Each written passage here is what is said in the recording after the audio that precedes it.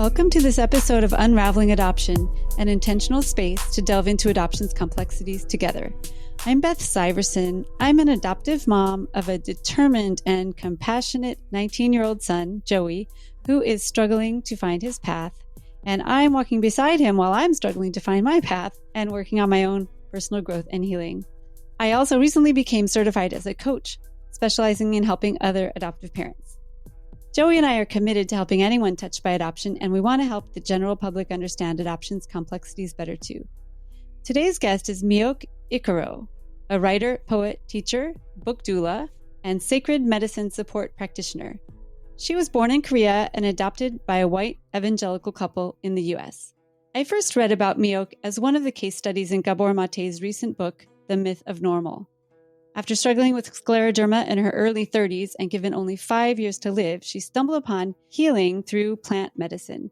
She was featured in an episode of Netflix's series Unwell.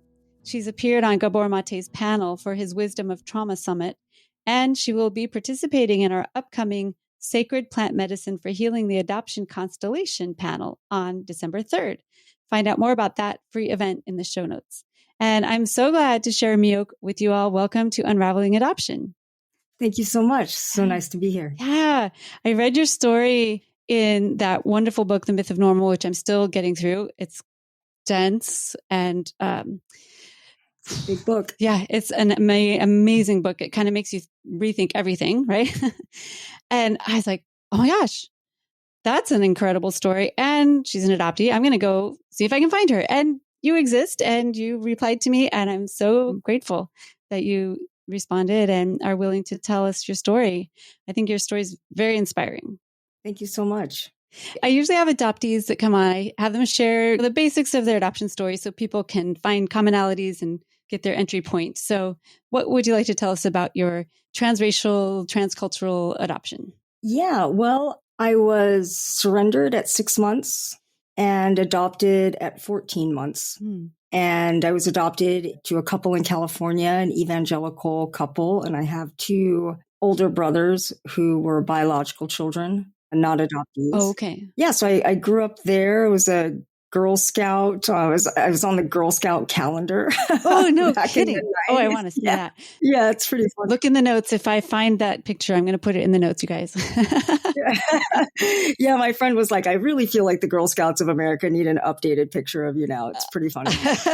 Yeah, and I did, the all-American thing. I had a really special mother in a lot of ways that I didn't recognize her as being so special until I went to Korea and I started being among other adoptees and seeing that actually she was quite rare. Oh, really? But yeah, I did have a childhood of sexual abuse with my adoptive father. I'm so sorry. And that came to pass when I was 17. And I became an emancipated minor. My mom got me out of the house and I fled to Boston. I got into Boston University.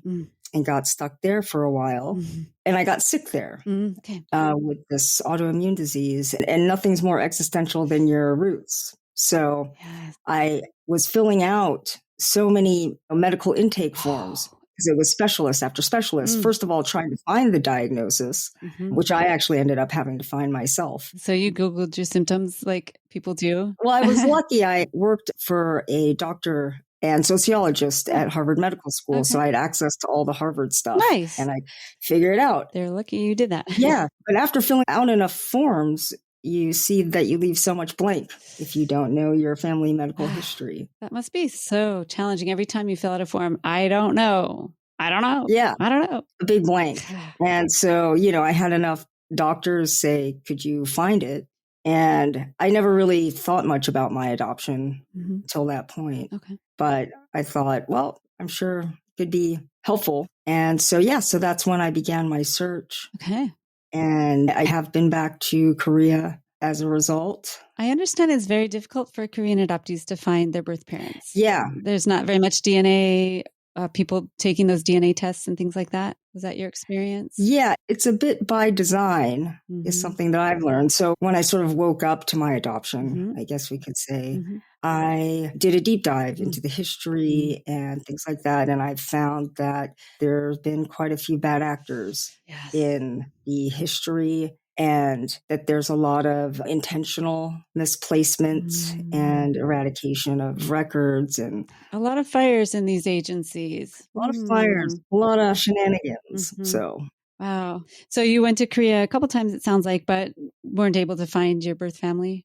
I went once. Okay. I did find my birth mother. Oh, you did? Actually, my plants found my birth mother through a series of ayahuasca ceremonies. Yeah. Oh my gosh. Okay. Tell me that story. That sounds amazing. So I had been working with ayahuasca for a couple years. I went to a retreat when Gabor Mate was still facilitating retreats.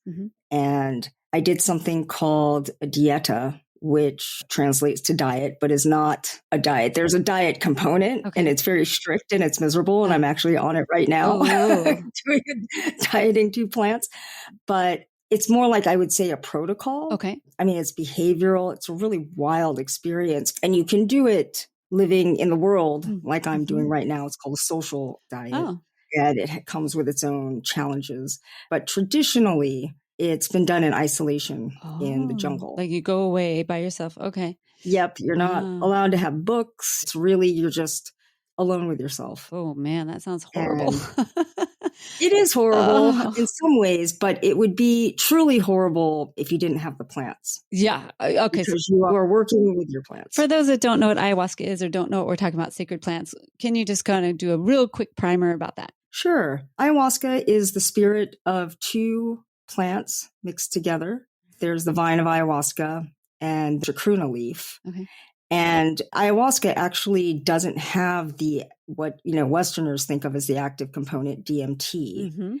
And DMT is really fascinating because our bodies produce DMT in our pineal glands, and the pineal gland remains a great mystery. It's quite a unique gland in the brain, which tends to be symmetrical, but then you have this kind of asymmetrical gland and no one really knows what it is. Descartes called it the seat of the soul. The ancient Egyptians were totally obsessed with it, as well as a number of other ancient traditions. And from what we know is it's involved in sleep, and it is the most active in death, and it's kind of the last active part of our bodies when we die. So it's like where the soul lives. Yes. Got it. And it also produces DMT. Okay. So DMT is a naturally occurring element in the body. But the reason that we aren't hallucinating or having visionary experiences all the time is because we have something in our system that regulates it. And so what these 2 plants do is the ayahuasca vine actually suppresses the thing that suppresses the DMT, overwhelming our systems all the time. Okay, so freeze it up. Yeah, it's beautiful plant spirit traditionally used by those indigenous tribes in the Amazon jungle. Okay. And yeah, it's very, very potent, and it's part of a pharmacopoeia of many other plants. It's a whole medicinal system. Wow. So how did the plants help you find your birth mother? Well, I was starving because it's a fast. I was fasting for a week in the woods by myself in a tent. This is in Korea? No. This was actually in Canada. Okay. Working with a practitioner. Okay. And I was dieting a plant. And in that course, because I had searched for her, for any family member for quite some time, and, nothing came of it, even though I actually have pretty extensive records. I mean, I have a really impressive, I knew my name, I knew my birth date. Yeah, I had actually quite a lot of information. And when I went in to the diet, I was just guided by this voice that told me to pray for my birth mother. Wow. And I was like, I haven't thought about her pretty much ever. Okay. Yeah. What is and this? So, not an issue. It's just not on the radar, got other stuff going on. But I did. And it was a very hard week to just be alone with yourself without all the comforts and things that we use to distract ourselves. Because you don't have a phone. Yeah. You don't have anything. All you have are once a day, you have someone coming around asking you if you have enough water and toilet paper. Okay. And if you're dreaming. Those are the 3 questions that I got. Okay. So at the end, they give you your stuff back. Okay. And I checked my email to check on my little dog. And I had an email from my adoption agency saying that they found her. What? and that she Oh actually my gosh. came back to my adoption agency to meet with them the day that I went into my diet, Whoa. the day that I Okay. went into the woods. My mind is blown right now. Wow. Yeah. Okay. So she sought you out. That's pretty unusual on its own, right? Forget this coincidence of timing and all, but isn't that kind of unusual that a Korean birth parent would go find their child? Well, she didn't seek me out. She had been contacted multiple times Okay. by a social Oh, worker. okay. Yeah. Because you had asked them to try to find her. The search. Yeah. Oh, And it okay. was just nothing had happened for years and years and years. And so that was the time that she decided to respond. Yeah. Just a side note, I read in one of your articles that at first that agency was going to charge you thousands of dollars to do this search of the birth parents that they adopted you That's right. from. I'm like, what? That's right. What? That's right. That is Yep. horrible. But then they got in trouble. Yep. Yeah. But this they did for free after they got in trouble for doing that. And okay. Wow. Just one more part of the shenanigans. Lots of shenanigans going on, people. Lots of shenanigans. Okay. So did you meet up with your birth mom? What happened with that?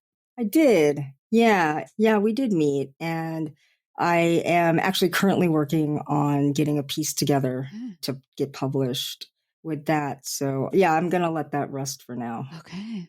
Yeah. All right. Wow. Sounds intense. And yeah. Wow. And it seems like the plant medicines kind of knocked on your door and said, hello, let's look at this piece of your life here. Yeah. And so obviously you've met her, so you've done kind of a deep dive. What have you found out about yourself and about your childhood and your adoption trauma? Do you consider yourself to have adoption trauma?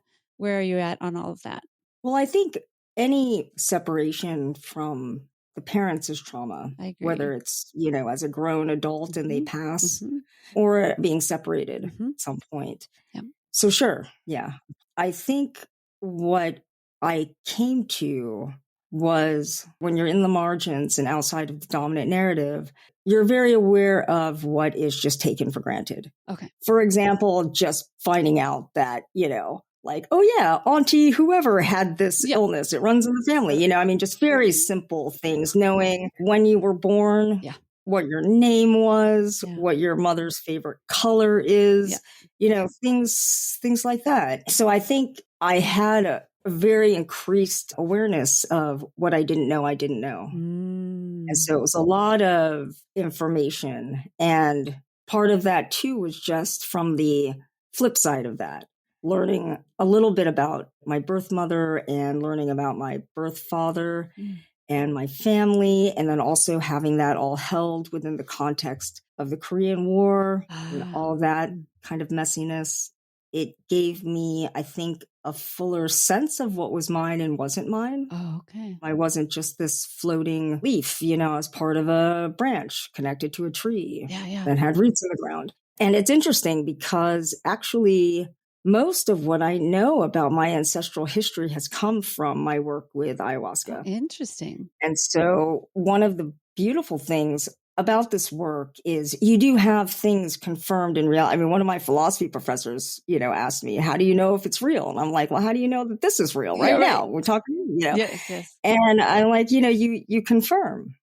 You confirm things, like I get out of ceremony and I read books and I'm like, wow, that's crazy. Wow. But it was a fascinating thing to be able to have these things confirmed by my birth mother. So you mentioned the Korean War. You were adopted I was adopted in 1980. Okay, so 1980. Yeah. So the Korean War, but that was a lot earlier than that. But connect the dots for me with the Korean War. Yeah, well, the Korean War launched the modern industry that is adoption. Got it. Okay, yes. It all started because U.S. soldiers impregnated Korean women and left. Okay. And it created millions of casualties, but it also created 100,000 lives of mixed children who Korea didn't want because Korea's racist, and that America didn't want because we were not even in our civil rights. It wasn't even the 60s yet. So it was a pretty complicated situation. And so that's why you had adoption agencies who saw that there was a profit there. And based on that inertia, once you stopped having the majority of abandoned children being mixed race, you now had pure Korean just children. regular old unwed mothers or whatever necessitated. Yeah. Yeah. Okay. Yeah, due to the economic Mm-hmm. devastation that Korea Okay. has only recently found itself out of, that Okay. it still just became this very difficult environment in need. And, that's due to a whole range of social issues that Yes. Korea gets to figure out. But basically, it created the market, Yeah. and that market continued because it's really hard to stop the flow of money. Of course. Yes. It's super money driven. Are you familiar with Glenn Morey's work? He was a previous guest. I'll link his episode. He was one of the really early adoptees from Korea. And he has a film project called Side by Side. And he Yes. has 100, Side by Side? Yeah. Oh, such an amazing project. And just story after story of different ages and how it turned out and countries they got adopted to. And just like bam, bam, bam, bam, one ride after another. Powerful stuff. Yeah. Very interesting. And so the plants kind of gave you this heads up about this history. And then you went and looked in books and were like, yeah, this is effed up. And I got kind of entangled in all this. Your birth parents, your adopted parents, everybody's kind of like in this major system that is really a mess. Yeah. And the Korean War, like most wars of the West, is really a Bible with a gun behind it. And so what distinguishes Korea from China or Japan, other Far East Asian countries, is just the number of crucifixes. Right. Just it is the most Christianized, most westernized. And, when you go on Google Maps, there's a huge US military base because we're sort of the satellite over there so that the US can have a foothold in that part of the world. And it's like you live as just sort of this anonymous question mark in the form of a drop of water. And so I feel like I got and am still getting a sense of the river that I've been part of, been flowing in. Yes. Yeah. Now, growing up in California, were you in a very white community or were you in a diverse community? How did you fit in as a Girl Scout growing up? Well, I was the only non-white person in my Girl Scout troop, Oh. but my community was pretty diverse. Like when I went to school, I had friends from Iran and Black friends and other Asian people from, other Asian kids that I hung out with. But most of the things I did, like the extracurricular things like band and sports, I feel like they were pretty white. Okay. And how well did your parents do with that transracial piece? I know people are getting better educated nowadays, I hope. But how did they do back in the 80s? I think that they were part of that sort of accepted convention of assimilation. Mm-hmm. Oh, we don't see color, that kind of thing.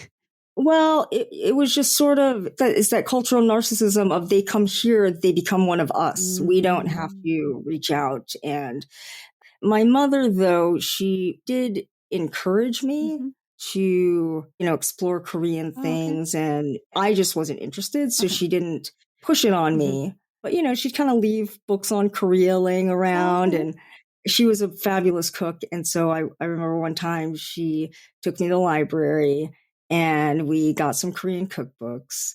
And she let me pick out the recipes I want to make. And we went to the store and we made a Korean meal. And, but it was more, she wanted me to take the lead, but she also just kind of wanted to let me know it was cool. But I just wanted to be an American kid. I didn't want to, because the Asian kids, they were getting bullied.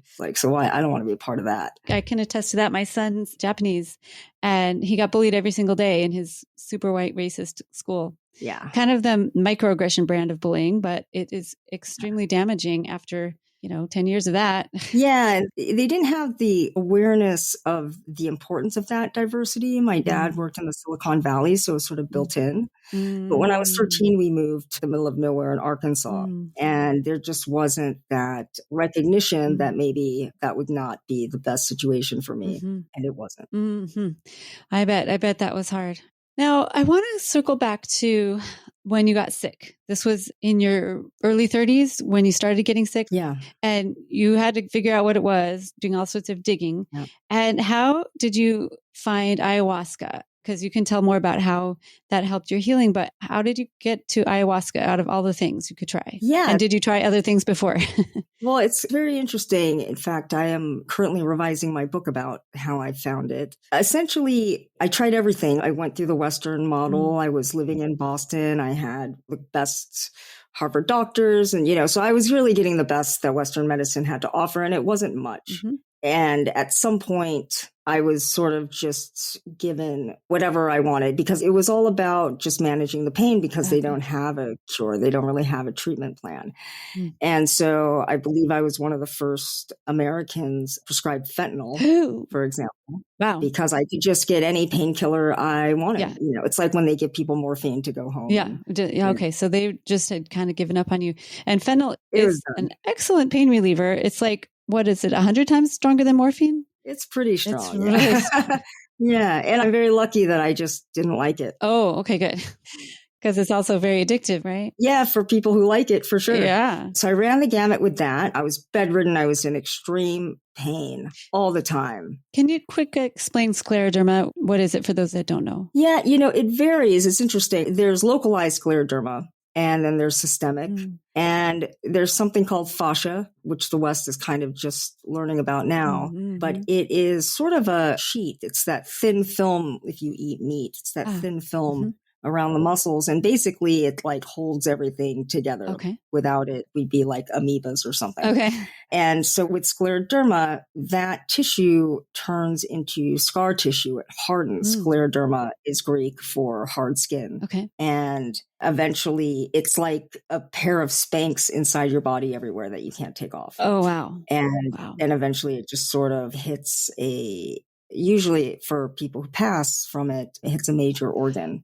Okay. Like the kidneys or the lungs or the heart, and then it's over. So you were in intense pain from this, but it hadn't hit your major organs yet. No. It hasn't still, I hope. No. So you went through all the Western meds. You were telling us how you found ayahuasca. Yeah. So then it was like, okay, well, if Western medicine can't help me, then let's try other things. So acupuncture and the alternative medicines. And then, when you're kind of your own guinea pig and you have that agency to do whatever you want. Okay. And so I was doing everything from, I bought a Rife machine. What is that? There was a guy named Raymond Rife in the 1930s, and he created a machine and you turn it to different frequencies. He said it could kill bacteria. He was curing cancer that was reported.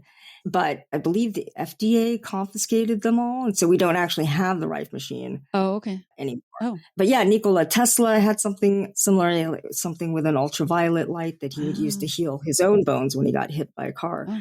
And so I was kind of just looking at a more expansive idea of health, reading everything from like Russian contortionists to, just everything, doing macrobiotic diet, everything. And I felt differently, but it wasn't actually stopping the progress. Oh, okay. So eventually a friend of mine who's a comic was listening to a comedy podcast called the Duncan Trussell Family Hour. Okay. And he had on a guest who's a psychologist, Chris Ryan, who's a pretty famous author. And he was talking about his experience with psychedelic medicine. And I don't think they were talking about it specifically in terms of healing. But Chris is a very unique guy and he traveled all over the world and very smart. And I had just never heard of people using these tools in a way that wasn't just kind of turning them into, sort of brainless, mindless. Yeah. So like at a concert or a party or something, people use like LSD and stuff to like get out of their mind, like, wee. Right. But not as a therapeutic tool. Yeah. I mean, it wasn't even therapy for them. I think it was just that it took them out of their usual mode of thinking and that it could be done in a responsible way. Like it just never occurred to me. Okay. So I reached out to him and just told him about my situation and said, you've been to so many countries and you've seen so many crazy things.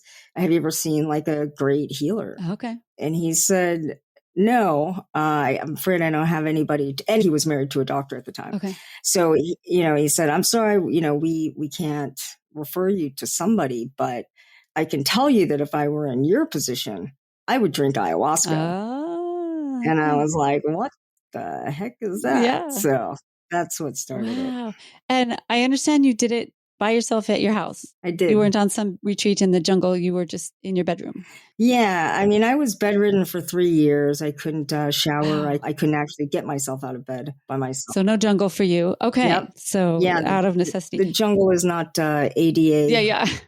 Hard to run a wheelchair through there. So the jungle had to come to you. You had to bring the ayahuasca into your space. Yeah. And I drank ayahuasca alone in my apartment for 2 years to get myself walking again. Wow. Was it an immediate effect or was it a gradual effect? Both. It was immediate in the sense that the first time I drank it, I could walk. Wow. I just stood up and started walking around, and it was like, what the hell? So yeah, and I've written about that actually in Michael Pollan's anthology on Medium, Trips Worth Telling. Wow. Yeah. And it was the first time I think that I ever really felt free. I mean, the medicine took me to this place where I was free, and that unlocked my body. Wow. But the thing is that afterwards, this is why integration is so important. I just went back to my modus operandi. Yeah. And so when the effects of the ayahuasca were off, I went back to where I was. So I could only feel okay when I was like literally out of my mind. Did you get addicted to it? No, you can't really get addicted to ayahuasca. And it kind of makes you vomit, doesn't it? So it's probably not that pleasant to do. It can make people vomit, but not always. Oh, okay. Yeah. Wow. So when you were using it or shortly right after using it, then you could walk and your body seemed to be healed, but then you just go back to whatever life you were doing and the hardness came back. Yeah. And something interesting happened. The third time that I drank, there was a shift in that, where it was sort of a ceremony within a ceremony, because every time I asked the ayahuasca to heal me, they just said that I was going to have to die. Oh, shoot. That's not a good answer. Yeah. Oh, no. But also that it was okay. And looking back, maybe it was just kind of saying that my sense of who I was had to, ego death and all that. But the way I understood it then was like, no, we're not going to do this. But something shifted in my third ceremony. And after that, I was told I would just start getting better and better.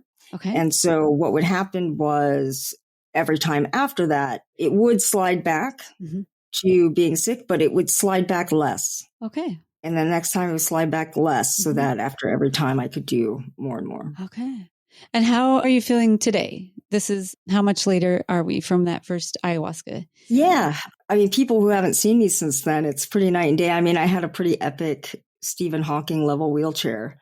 Really? I was specialized. Yeah, it was a $50,000 wheelchair that Medicaid had to spring for. Had NASA seats. It's pretty wild. Wow. I was in bad shape. So, aside from those days, the first time I remember Skyping back when Skype was the thing, I remember Skyping with Gabor Mate for the first time, and I couldn't open the lid to my computer because it was too heavy. Wow. Like a laptop? The magnets were too strong. Yeah. Wow. So, I had a caregiver, and she had to put a pillow on my lap and then put my computer on my lap and open it up and type everything in. Wow. And it was pretty wild. I couldn't use any body language. I mean, I was just a statue. I couldn't move because I was so hardened. Yeah. So I couldn't turn my neck. I couldn't smile. I couldn't do any of those things that we take for granted in terms of how we could communicate. And now you can. Wow. And are you walking and are you still using the wheelchair sometimes? Or? No, I'm off the wheelchair. Totally out of the wheelchair. Yeah, I can walk. I mean, I think, when I'm sort of out and about, people don't know that I have a disability unless they spend some time with me. So maybe you're not going on marathons or like giant long hikes or something, but you can get around without. Wow. Yeah. And by the way, did Medicaid pay for your ayahuasca or how did that? No, I actually can't talk about how I. Oh, sure. Okay. Yeah. I was just thinking, gosh, because, so they paid for this big wheelchair and they probably paid for all this other Western medical stuff, but nobody's going to pay for it or even legally allow you to do these other alternative things, which for you actually worked. So ding. Yeah. No one's paying for anybody to heal in this country. Yeah. I mean, I was told that a $200,000 surgery would be paid for in full, but Yeah, but things that actually work would not be covered. So yeah, I know it's really, really terrible. We've run into that with Joey's help too. And it's like it's as if the system is meant to keep you sick or something like that, right? well, it's medical narcissism, Mm-hmm. of just, we got to keep the money flowing back to us. Yes, yes. Yeah, because a plant, who's going to make the money off of that? Oh, they've been trying to patent ayahuasca for years, and you just can't, there's no way of really doing it. Yeah. I hope the whole psychedelic thing doesn't get co-opted by big pharma and big Western medical stuff. Oh, well, Yeah. I know that there are really smart people working on that end of things. But so the book that I read your story in, The Myth of Normal, is kind of all about how the body and the mind are very connected, and these symptoms that we end up having, especially like autoimmune diseases, which I believe scleroderma would fall under autoimmune. Yes, it's kind of in that family of lupus and rheumatoid arthritis. Yeah. So this awareness that, it's not just a physical thing that's happening to you. It's connected somehow to what happened to you, your trauma, or some sort of emotional block or whatever. Did you find that your adoption was related to that, or your abuse, or could you draw a line from your physical pain to other types of pain that were affecting it? Yeah. It's holistic. I mean, certainly there's the psychotherapeutic element, and I think that's what everyone's really comfortable with talking about now, because it's very ground floor stuff. But I will have to say that a lot of my big healing has not been in that realm. It's actually been in what you might call like the sacred realm, to do with the spirit. Right. So ceremonies and within, do you call them hallucinations or visualizations? Is that what you would say? Well, so my tendency is that when you're not working with a practitioner, you're working in the hallucinatory realm. Okay. But when you're working with trained practitioners, that you're working in the visionary realm. Okay. So visionary. So after your first time, or however many times you were by yourself in your house and you were able to get out, you eventually went to the jungle, right? I did. And have done many ceremonies and lead them now, right? That's right. Yeah. And that's really where I got a lot of my permanent breaks. Like, because you take these little steps and then there were giant leaps. Okay. And so I did get my second giant leap working in the Shipibo tradition at Gabor's retreat. It was a very powerful thing, I think, for others to witness. Wow. And Shipibo tradition, where or who is that? My friend calls them the king of the jungle in terms of ayahuasca. They have a really complete, very complex medicinal system. Okay. Where they work really effectively with the plants, and they're just extremely powerful healers. Okay. And it's in South America?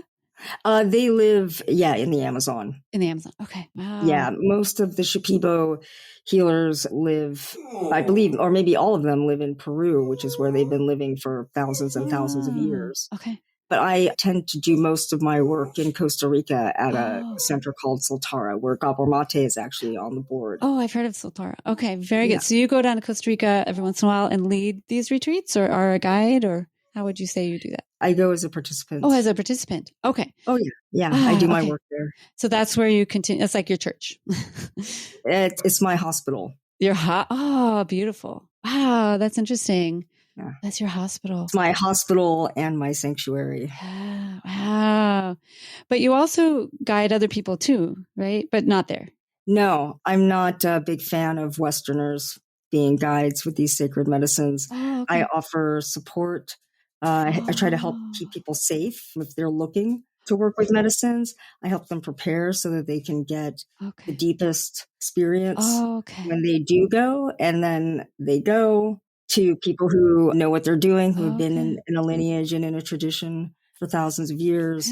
And then when they come out, I help them to integrate to make it a lasting transformation. Yes. Because people come out of these retreats feeling like, oh man, it's so great. I'm going to do this and that and this. But then life happens. They go right back, and then there's the laundry. And so I try to support people to continue. Okay. So you help people find the people that would be the best for their situation. Yes. And then you help them prepare for it. And then you help them afterwards to integrate. Yeah. And I also help people heal from poor experiences working with bad actors, because sometimes things will happen And, if somebody's using a guide and they won't know what it means, but usually I have a pretty good sense of what the medicine was trying to do. Okay. And that they just didn't have a practitioner who was trained. Yeah.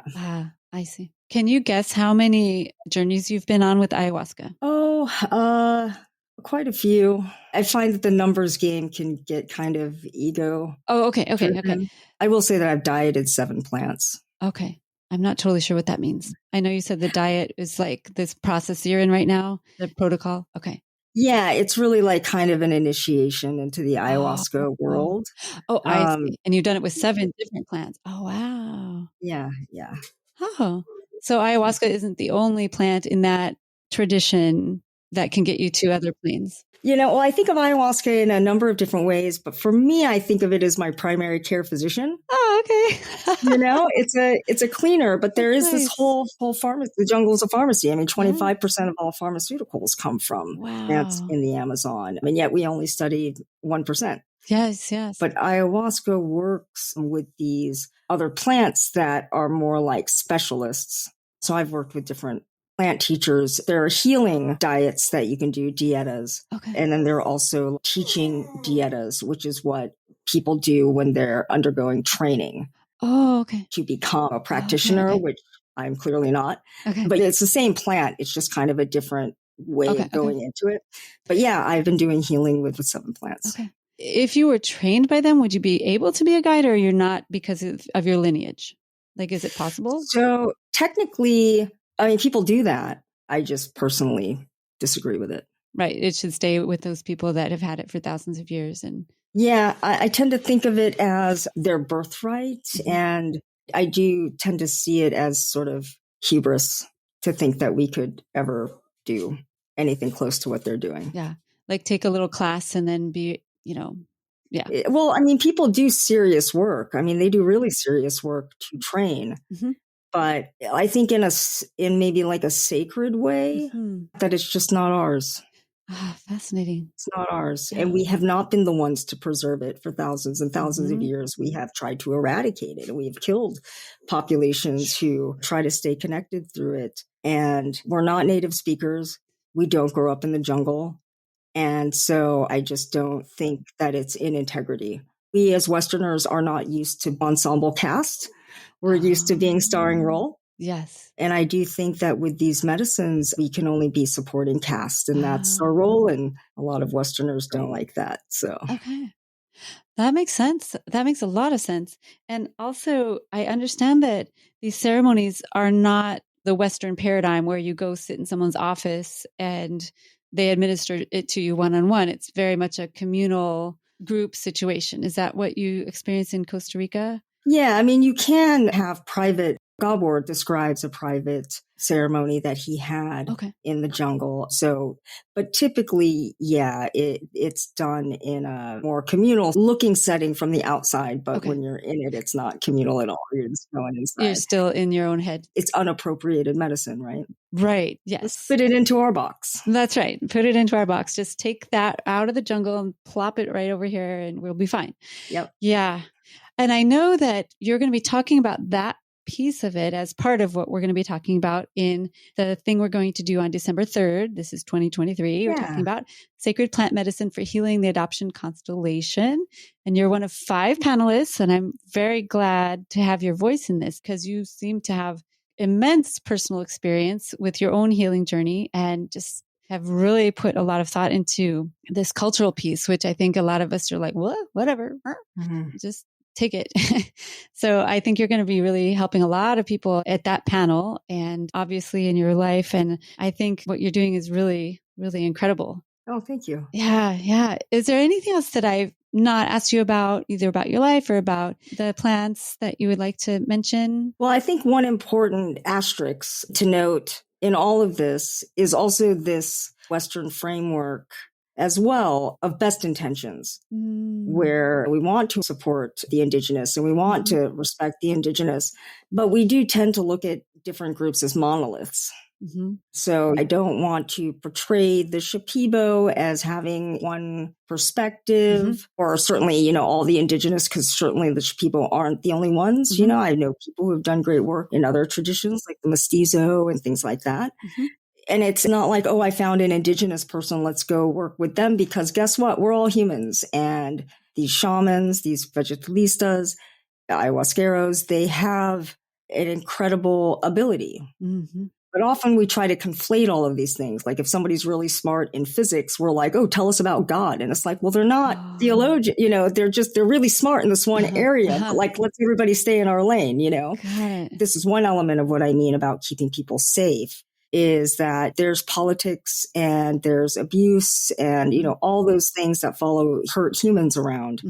One aspect of giving everybody their humanity and treating everybody as equal is, realizing that everyone has bad days and everyone has their own. So it's really important and very difficult with ayahuasca to do due diligence, because it's not like these people have websites and, and all of that. Right. So it's really, really hard. And also, I've had really terrible experiences working with different practitioners, and I haven't left bad reviews and things like that, because it's like, you don't know what you don't know. There are things to consider when looking for, if you're going to heal with these medicines, there are things that are not in the consciousness of our culture.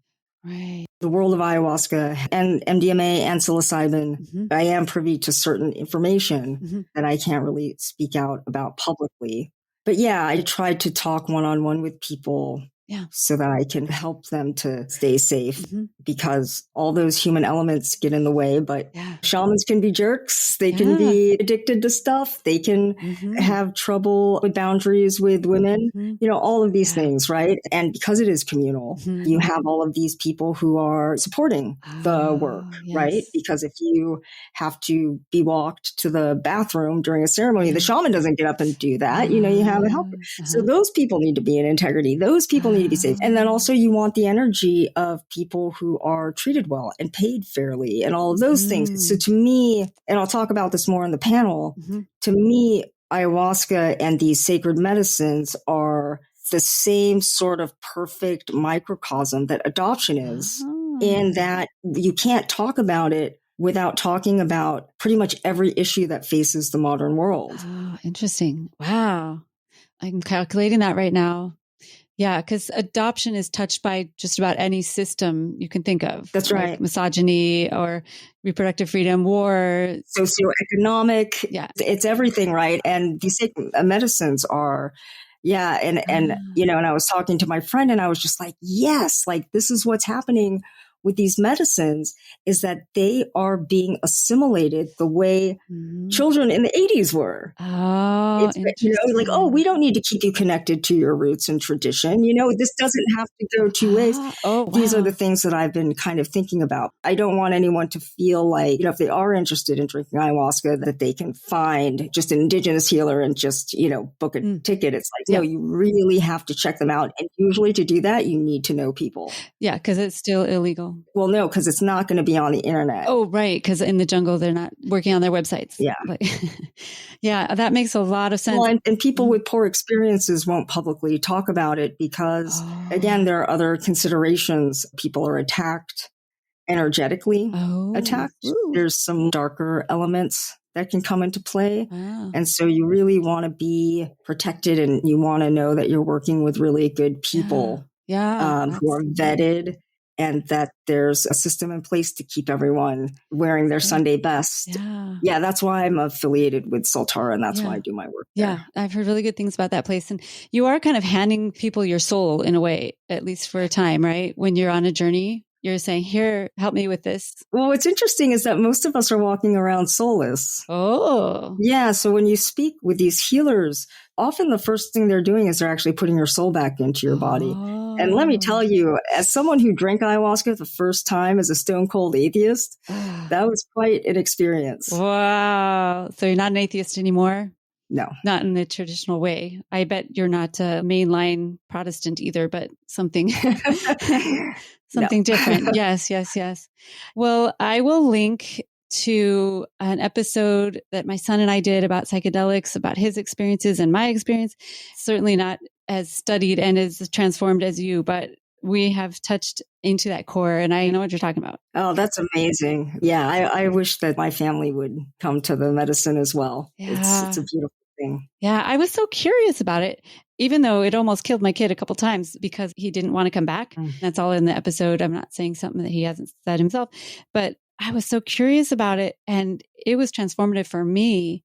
And I think it's helped me so much with my journey with my son and my own just personal growth. It's been amazing. I want to go do it again. If I can scrape up the money to go do that, maybe I'll go to Saltar. Yeah. That'd be cool.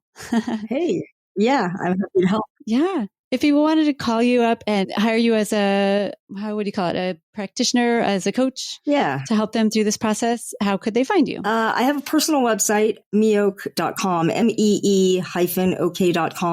Right now, I'm working on a professional coaching website, holdingcompassionate.space. Ooh. So yeah, so they're welcome to go that forwards to the part of my website now where people can contact me to hire. I do free 20-minute consultations just to see if I can help somebody because it's very expensive to get hurt on this path. Yes. So you want to avoid that at almost any cost, right? To really make sure you go in with your eyes open and with people who know the root. And also it's important to be supported when you come out because you can feel very alone. Yes. Because it's something you experience and nobody in your life really knows what the heck you're talking about because, you know, or maybe even disapproves of what you're doing. Yes. And so it's nice to have an ally. Absolutely. One of my most weird situations was when my son was 15, using a lot of psychedelics. And I found an integration circle for him. And I went with him because I was like, I don't know what these people are doing. Are they going to be passing it around? I don't know. But I went with him and it was remarkable. And the support that he had for that was amazing. Yeah. And I felt so much better knowing that he had somebody he could talk to about these amazing, you know, out of mind experiences. So it's nothing to goof around with, people. It's like serious business, right? It's medicine. Yeah. Yeah. You want to think of it with the same seriousness that we do with Western medicine. It's not like, oh, I'm just going to take all these bottles of pills and see what happens. Or, oh, here's a scalpel. I guess I'll just take my own tumor out. You know, these are doctors. That's a beautiful way to put it. And you just do your research and find the best surgeon or whatever in the parallel of that. So, well, I'm so glad and happy for your physical healing and your spiritual growth. And I can't wait to see what else you put together. Your writing is amazing. Everyone go check out Mee Ok's writing on that website. Oh, thank you. Gosh, I love your writing. Thank you. Just profound and interesting. So thank you so much, Mee Ok. I'm really looking forward to December 3rd. Everybody tune in December 3rd. By the way, we are not recording it. So you have to show up and be there because we're just going to do this live for people who are actually there. So show up, and the notes for that event are down below. I guess I need to tell everybody to go find Unraveling Adoption on Facebook, YouTube, Instagram, and our website is unravelingadoption.com. I do coaching for adoptive parents, and I have a free adoptive parent support group and events, and just come find out what's all going on over here. I'm really wanting to help, especially other adoptive parents, so they can be the best parents they can be for their adopted kids. So one last shout out for the end of this episode. I want to congratulate our newest member of our Patreon supporter team, Bruce Porth. It's so great having you on as a Patreon supporter. We really appreciate your financial support. If anyone else wants to join, you can go to patreon.com/unravelingadoption and you can become a Patreon supporter for as little as $5 a month. Thanks, Bruce. And thanks to all of our Patreon supporters. We really couldn't do this without you. So thanks again, Mee Ok. I'm so glad I know you, and I'm looking forward to future collaborations. Beautiful. Thank you so much. Thanks everyone for listening. Please share this episode, and Mee Ok and I want you all to stay safe.